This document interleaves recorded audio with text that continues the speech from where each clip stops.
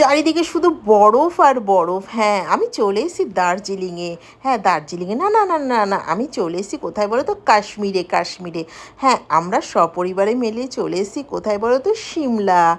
আরে না, না, না ভাই, কোনোটাই না, কোনোটাই না। দেখতে পাচ্ছ তোমরা? হ্যাঁ, আমি চলে এসেছি অ্যাক্সেস মলে।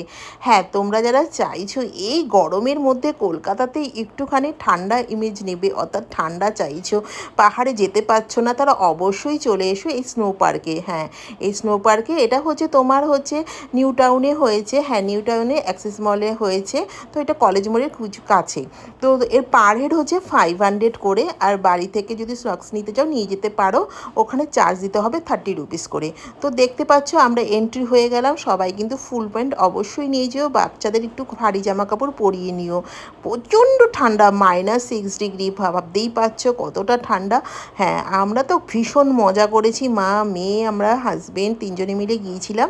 তো আমরা ভীষণ মজা করেছি, আর ভেতরে খুব মিউজিক বাজছিল। তো মিউজিকের তালে তালে আমরা সবাই নাচ করছিলাম।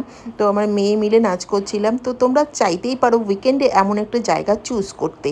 তো কেন না কেন, প্রত্যেকটা জায়গা এতটা সুন্দর, কি বলবো, খুব ভালো লেগেছে আমার। তো আমার এই রিলসটা কেমন লাগলো অবশ্যই জানিও। বাই বাই সবাইকে।